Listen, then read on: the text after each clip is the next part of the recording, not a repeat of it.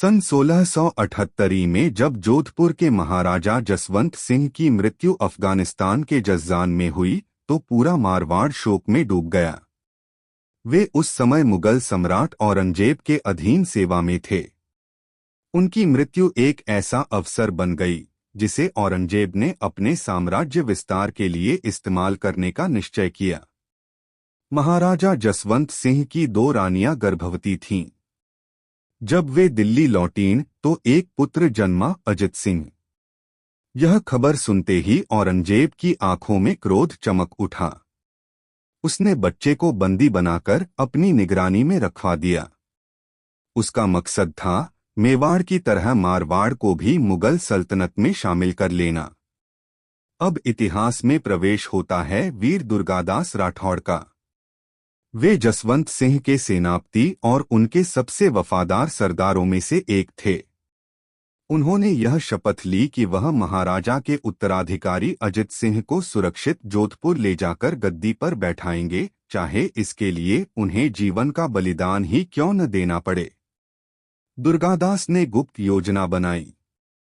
वे कुछ विश्वस्त राठौड़ योद्धाओं के साथ दिल्ली पहुंचे, जहां अजित सिंह को रानियों के साथ कैद में रखा गया था। एक रात जब कड़ी सुरक्षा ढीली पड़ी, दुर्गादास ने बच्चे और रानियों को लेकर दिल्ली से निकलने का साहसी निर्णय लिया। मुगलों को भनक लगते ही पीछा शुरू हो गया।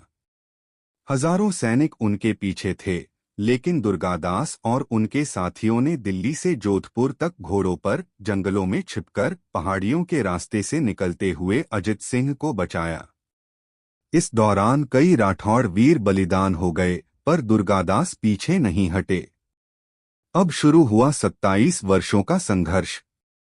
दुर्गादास अजित सिंह को लेकर कभी रेगिस्तान में छिपते, कभी राजस्थान की पहाड़ियों में। उन्होंने छापामार युद्ध की नीति अपनाई, अचानक मुगल काफिलों पर हमला करते, धन और हथियार लूटते और फिर अदृश्य हो जाते। दुर्गादास केवल तलवारबाज ही नहीं, चतुर राजनीतिज्ञ भी थे। उन्होंने बीकानेर, जयपुर और मेवाड़ के राजाओं से मित्रता की और समय समय पर कूटनीति से मुगलों की चालें नाकाम कीं। औरंगजेब बार बार दबाव बनाता, युद्ध करता, सोने चांदी के लालच देता, लेकिन दुर्गादास झुके नहीं। एक बार औरंगजेब का बेटा अकबर खुद बगावत कर बैठा और अपने पिता के डर से भाग निकला। आश्रय की तलाश में वह दुर्गादास के पास आया।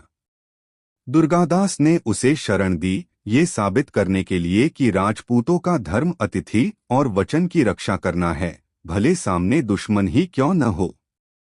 1707 में औरंगजेब की मृत्यु हुई। उसके बाद मुगल साम्राज्य में उत्तराधिकार की लड़ाई शुरू हो गई और सत्ता कमजोर होने लगी। यह अवसर दुर्गादास के लिए निर्णायक था। उन्होंने तुरंत मारवाड़ की सेना को एकत्र किया, मुगलों के किलों पर आक्रमण किया और जोधपुर को फिर से स्वतंत्र कराया। अजित सिंह को जोधपुर की गद्दी पर विधिवत बैठाया गया। दुर्गादास ने अपना वचन निभा दिया था। वह नवजात शिशु जिसे मुगल बंदी बनाना चाहते थे, आज जोधपुर का राजा बन चुका था। अपनी सेवा पूर्ण कर दुर्गादास ने राजनीति से संन्यास ले लिया। वे उज्जैन चले गए और वहीं अपना अंतिम समय बिताया।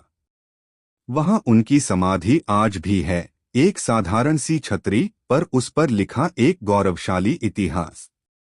दुर्गादास राठौड़ केवल एक योद्धा नहीं थे, वे थे निष्ठा की मूर्ति, रणनीति के उस्ताद और आत्मसम्मान की आवाज। उन्होंने यह सिखाया कि शक्ति केवल तलवार में नहीं, बल्कि धैर्य, बुद्धिमानी और सिद्धांतों में होती है।